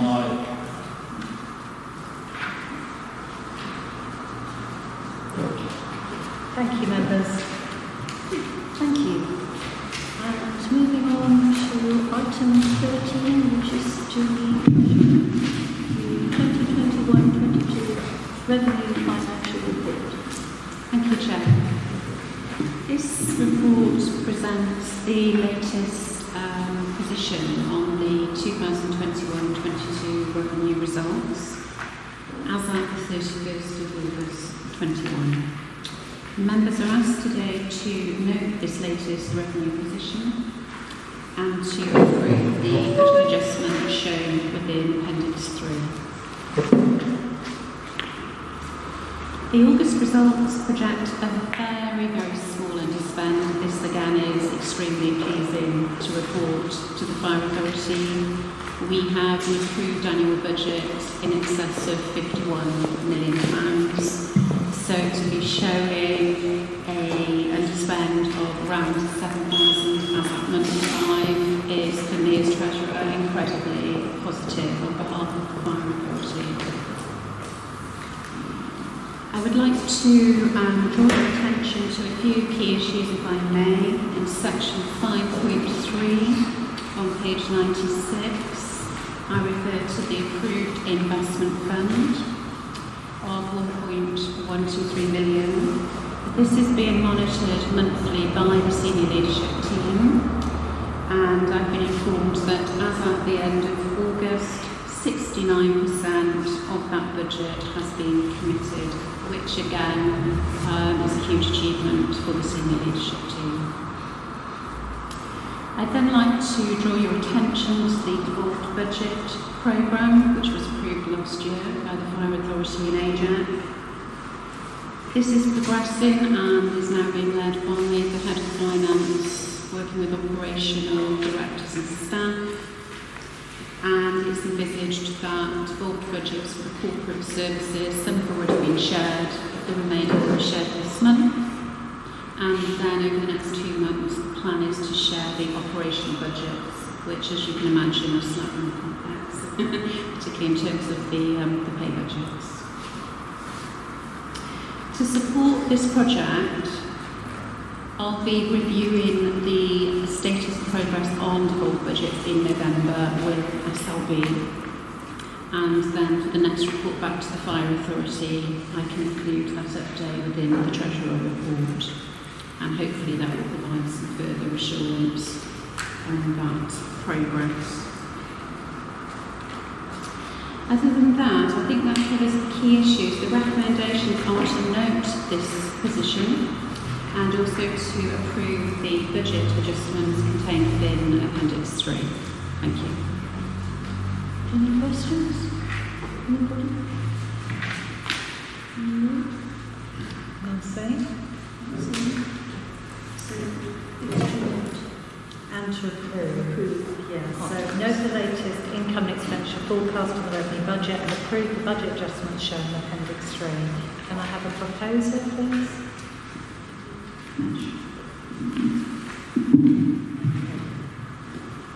Councillor Zashnedi, thank you. Everybody approve? Everybody happy? Thank you. Right, on to item 14, and I think it's back to you, Amanda, for appointment of independent local pension chair. Thank you, Chair. Thank you, members. Yes, this is my paper to you on behalf of the local pension board really, who've been looking at this for a little while now. At the local pension board meeting on the 3rd of September this year, the local pension board decided to commence the process of appointing an independent chair to the local pension board for an initial 3-year term. The reason for this, I think, was the concern that this was increasingly a complex area, and particularly in the light of the immediate detriment situation and the likely change to pension regulations and the fact that we're having to cope with a period before those regulations are introduced. So the local pension board approved a job and person specification and an advertisement, and they attracted two candidates for the role, two very strong candidates. And the paper today is before you to recommend that you appoint their preferred candidate as independent chair, which is provided for in the local pension board terms of reference. So my recommendation to you on behalf of the local pension board is you appoint Mr. Andy Cunningham as the candidate recommended by the local pension board as the new independent chair of Avon Borough Authority Local Pension Board. That appointment will be for an initial term of 3 years with the potential to extend for a further 2 years. However, I'd like to make clear that as this is a new model to the Borough Authority, we do propose to review the effectiveness of this new post after 1 year. So although the candidate has been told he is likely to be in post for 3, there is a review point after 1 year when we can decide whether it's been a success and whether we wish to continue. The background to this paper, I don't think I need to go into too much detail. Save it to say that the interviews took place on the 5th of October. Both candidates performed very well. The chosen candidate has over 10 years' experience in public sector pensions, working at a very senior level and with local pension boards. He holds qualifications in pension and project management and has been a senior consultant in regulatory reform and has training and teaching experience and a strong focus on compliance governance and improving efficiency and effectiveness of services. He gave an excellent presentation to the interview board and a very good interview. So we were confident that not only does he bring the required expertise, but he can help train local pension board members and make sure that people are fulfilling the role that they're supposed to be fulfilling. And this is particularly prudent at this time where we have an employee or scheme member representative who's recently retired, so we need to appoint a new one, and we have a new member of the local pension board as well. So it's a time of change of membership, so having some expertise is particularly important. The other point to draw to your attention is that the appointment of this independent chair would not impact on the balance of votes. The voting in the Constitution remains as 2 employer representatives to vote and 2 employee representatives to vote. So the chair would be the advisor when we're trying to reach consensus in those meetings.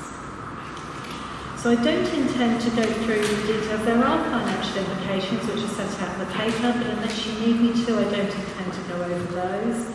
So I'm asking members, please, to appoint Andy Cunningham as the candidate recommended by the local pension board as the new independent chair. Thank you. Thank you for that. Having sat in on one of these pension meetings, I can see how terribly complicated they are, to put it mildly, so I think this will be a real asset. Councillor Munn. So I reckon we need an expert on the public case there. You said you were going to review it after a year to see how it's working. So what does good look like?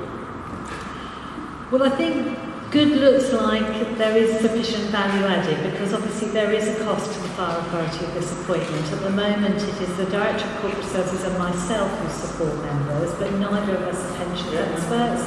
So I think it is felt that there is a lot of expertise to be added to that local pension board, but it would be for collectively the 4 members to decide at the end of the year, do they feel that they're getting their money's worth, they're getting that value added in terms of advice and expertise. So I think it's a matter for discussion with members at the end of the year. Any other questions, please? Can I have a proposer and a seconder, please? Mr. Hopkinson and Jacobs. Is everybody happy to approve? Okay, thank you very much. I'm sure he will be very pleased.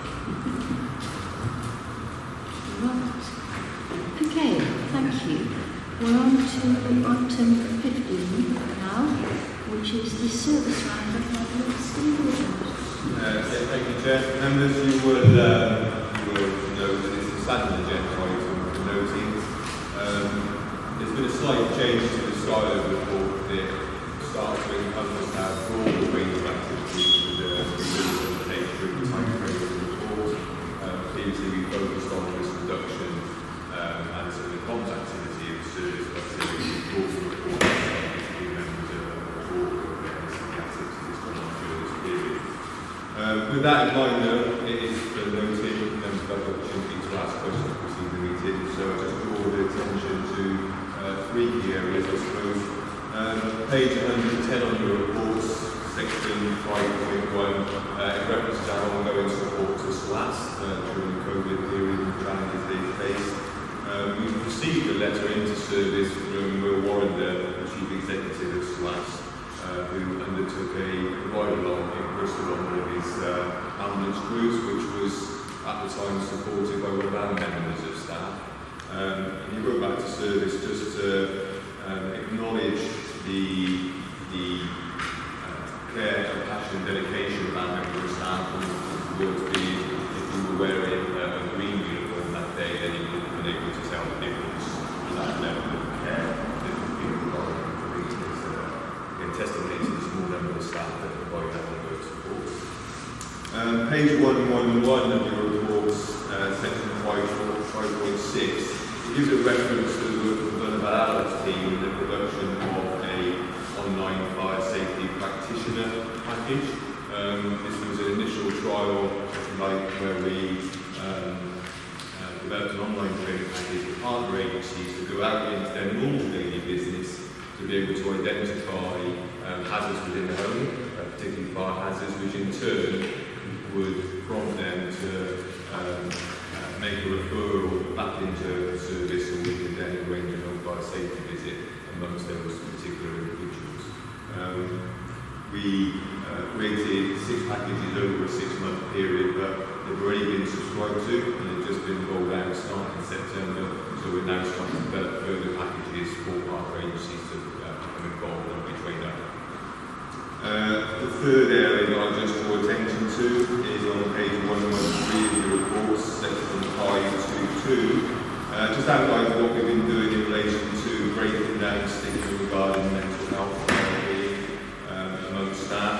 Colleagues who have gone through episodes themselves of mental ill health have produced a video collectively to outline their experience and what they found the benefits of themselves in coping with the condition, and then the importance of individual seeking support at an early stage as well. So as I said, members, the report is for printing. I'd be happy to take any additional questions on the report then. Thank you. It's been really, it brings it all to life when you use something so thank you. Any questions? One question. Richard, you're hiding behind the microphone like this. Well, I can't blame you, Brenda. It seems a perfect arrangement. My question is page 111. I'm assuming that building risk review returns, they're measured from the start of the municipal year, so the 51% return completely bang on pro rata, I guess. Yeah, the returns were started to be related when we started the programme, which was preceded in the municipal year, Councillor. However, as is identified in the report, there was a delay over the summer period for a number of reasons, not only down to service, but also the receipt of reports back in from assessors. But we anticipated that lull, if you like, within that summer period, so our projection remains the same for completion in December. Page 113, there was quite a bit of debate at the last two performance reviews committees about the delays in recruiting the digital project manager, which we think is quite crucial for the success of the project, of course. Officers may wish to comment themselves, but although there seems to be primarily salary problems, I believe that we think we're almost there. Do you want to comment? I can comment. Thank you, Councillor. Yes, overnight, certain conversations and emails that have been exchanged, I believe we have found a solution to that. So I believe we're close to recruiting we'll do some way into that role, which is absolutely critical at this moment in time, as you quite rightly identify. Sorry, if I could add one further, sorry to interrupt. I also received, Steve made a comment around our support to the Audited service. I received a similar sort of compliment this morning via our compliments section on our web pages. So I found they have gone out of their way to comment on the support that they've been receiving by our staff. And actually made very similar comments to the Chief Ambulance Officer in terms of actually the level of support, this perception was exemplary, and what's more, the quality of the care that's being provided by our staff. So you see that overnight, and sounded very similar to the compliment that Steve was talking about. But from an operational paramedic, for somebody to have gone out of their way, I think is really quite telling. Councillor Hopkins needs a hand up. Yeah, P111, 5.5, it's got an entrance. Already paid legal costs of 25,000 costs. I'm assuming that's what legal costs or because the costs in astronomic require. So it's just basically legal costs. Councillor, sorry, I didn't mean to shout. The paper Nailsea just finished with, if you look at the wording between the fine and the cost, so in fact there was 25,000 fined and 25,000 in costs. So they're two separate. So the fine will be collected by the court service, whereas the cost we will seek to collect. Okay, so it's only the cost of the legal service and pages here. Do you pay that? I don't know because I don't think it happened that long ago. I know that there are enforcement processes we can go through to look at options for collecting. So those will be considered. Don't worry, it won't be something which will be forgotten. Any other questions? Comments? Councillor Mudd, sorry, you did have your hand up. So only regarding those two positive feedbacks. So certainly in the case of the Chief Executive having arrived, it must be potentially able to identify that individual. So I just, only out of curiosity, do those individuals get informed about positive feedback? Because that's something that should be encouraged. I've written to individuals involved and I've expressed gratitude and thanks to the individual both from the south but also from the And so is it common practice for this authority to write to those individuals after our gratitude, please? And if second reason? There's a number of things. If I hear of good practice and or people have gone out there, right, I'll write a personal letter. I very often write a joint letter from the south and the chair of the authority, so I'm on your behalf. But there are also good work reporting mechanisms as well, and e-recognition. So I sent an e-rec card to an individual who done some exceptional work in his last couple of weeks to say thank you. It's right that we do that. So there are formal structures right up to a chief officer commendation, depending on what the level of the exceptional work is. Thank you.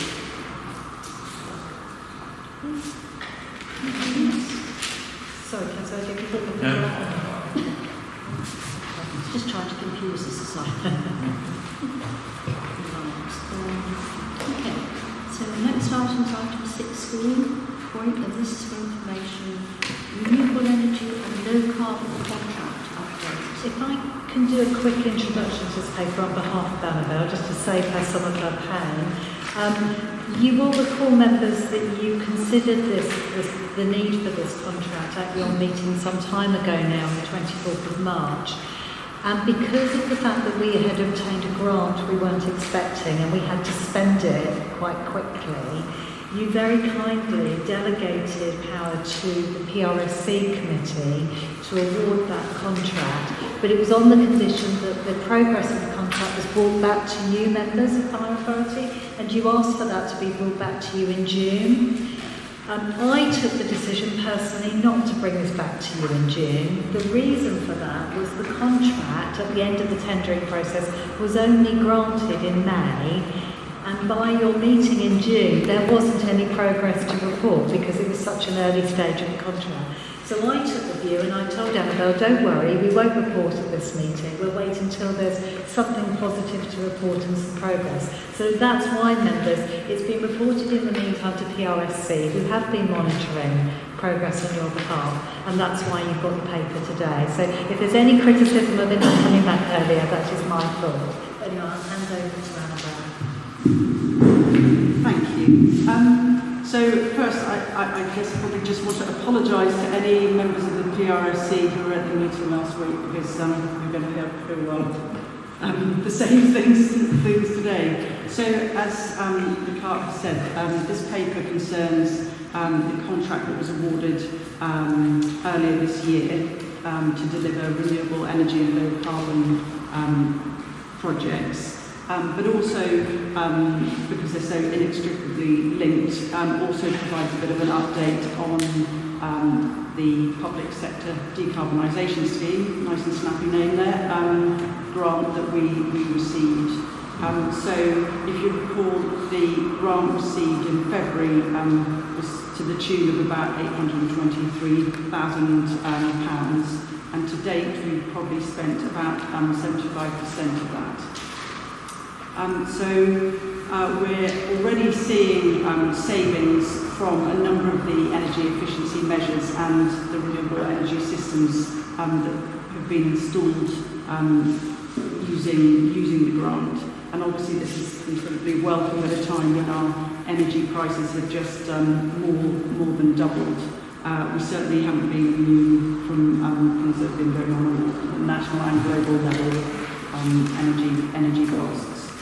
So, for example, just to give a sort of tangible example, at Southmead Station, where we've had a new solar PV system installed for the last few months, we've seen a 40% reduction already in our electricity consumption at that station. Over the full year, that will probably balance down to about 30%, but it's definitely good progress. So we actually requested an extension on the grant, which originally should have been spent by the end of September.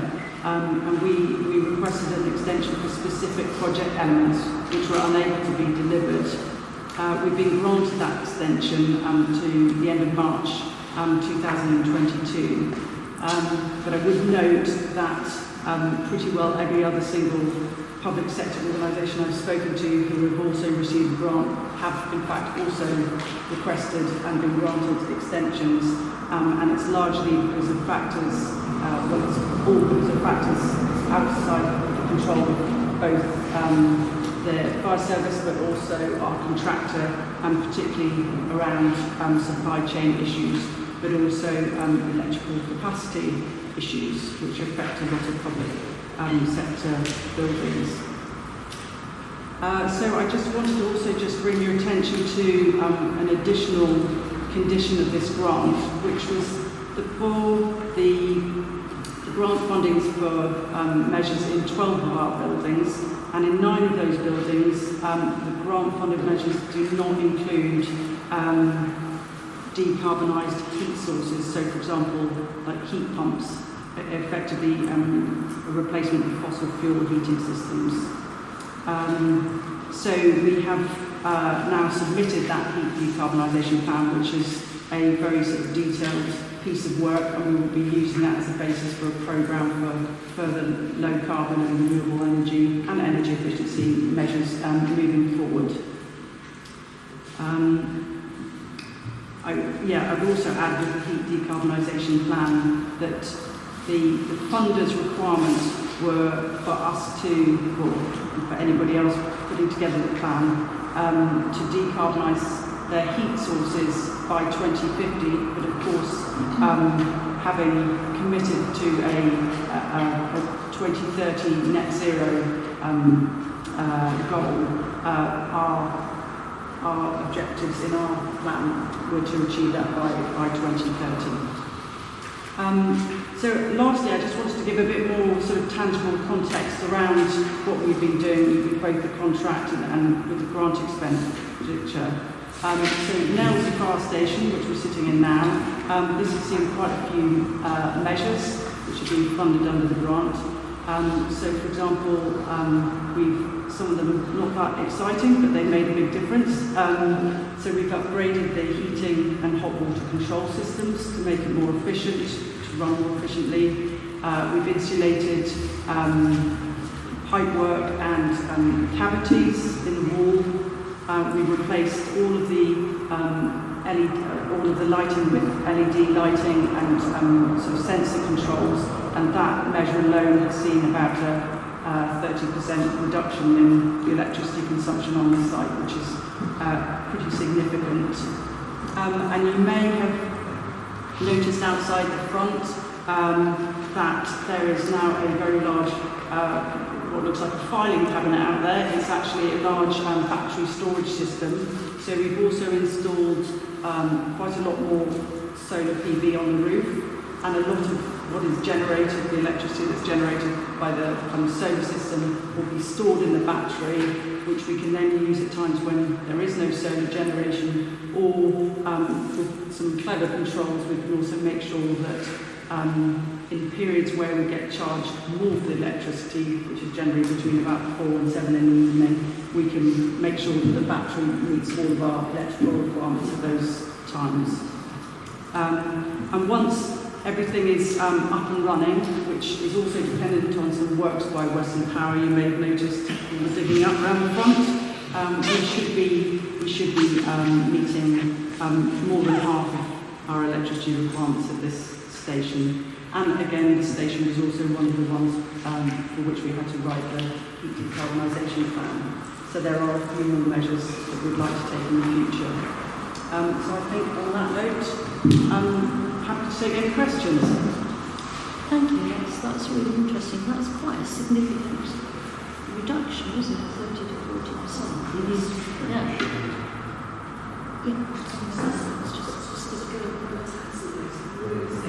Oh, so right, we've got two members who need to leave. That's absolutely fine. So Councillors Bromley and Councillors Butters, they have transport booked. So I think we've just gone on a bit longer than we anticipated. So thank you very much, Councillors. Thank you. Clearly, we've heard a very positive report, which went to our committee last week. So I wouldn't bore the officer again with all questions.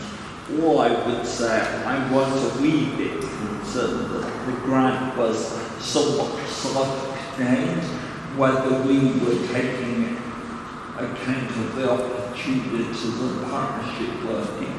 And I was reassured that we are, and in various ways we're working with our neighbouring authorities, so that's reassuring me, Chairman. Thank you. Any other comments? I mean, looking through that list, and actually map which actually shows your diligence, I think, because if you don't between through the report, they can disappear. I'm assuming that because you didn't have a great deal of time to get this sorted, did you? No, so we went through quite a rigorous process of selecting which sites. Obviously, it didn't make any sense to select sites which are just about to be rebuilt, like sort of Bath Weston and Avon House. There were some criteria which we had to meet, and in the case of Patchway, I'm not sure if you're aware, but the station is currently undergoing sort of relatively sort of detailed refurbishment. So really, because of that, and because of a slightly unknown future, we decided to omit that from the list because there were some criteria in the grant which meant we had to commit to operating that building for a certain length of time into the future. Thank you. I mean, it's pretty obvious when you think about it, because you're making things 30% more efficient. It's going to take quite a lot of time for the buyback. Exactly. So we had to, effectively, meet a sort of, the threshold criteria was that we couldn't spend more than a certain amount per tonne of carbon saved. And the only way we could do that is to show that there was longevity in the measure. So that's why for stations which didn't have a sort of any more than a 10 or a 20-year lifespan left in them, they wouldn't meet that threshold criteria. I just like I said, just please, you've been offered it and you've taken it up. I do appreciate going back quite a few years ago, the government actually enabled local authorities to decarbonise their buildings with lots of grants available. That was taken up very, very few people took it up. And then eventually when we decided to do it, the grants weren't there. I'm not sure that the fire authority had the availability for those grants. I know local authorities did at one point. So. Well, I know that this particular grant scheme was oversubscribed about 4 times. Basically, I guess it was sort of, in some respects free money, but it was a pretty competitive process to get it. So thank you for it. If I may comment, this is a really good news which you've got also against our councillors for the authority and for our communities for sure. But a really challenging big process which as a result of great work Annabelle and Barry great work of Annabelle and the team to put that bid together at a really short pace, so a really quick pace, short time in terms of notice period. And the challenges involved in trying to spend the money that quickly, this progress is fantastic against that really challenging schedule. So my thanks to the team for really great work. And I think it really shows them the right actually we're leading the way significantly in this. Because it was oversubscribed by 4 times. We only find National Service that picked up any funding for this. So actually, great credit to the team in that regard. So thank you. Thank you. Yeah. And pass on next to. So I think this paper was just for noting. We will mark in the minutes the thanks to the team as well. Thank you. Right, item 17, another item for information, which is that the date of the next meeting will be the 15th of December 2021 at 2 o'clock at Seven Park. Looking for volunteers for Santa. Yeah, I'll put you down already. Right, item 18. This is about exclusion of the press and public. To resolve that the public be excluded from the meeting during the following items of business on the grounds that they contained exempt information pursuant to Schedule 12A, Part 1 of the Local Government Act 1972, and that in accordance with Schedule 12A, Part 2, Paragraph 10 of the Local Government Act 1972, the public interest in maintaining the exemption outweighs the public interest in disclosing the information. So you can propose that. Does someone second? Yes. Thank you. All in favour? Thank you. Okay, if we can stop the recording then, please. Thank you.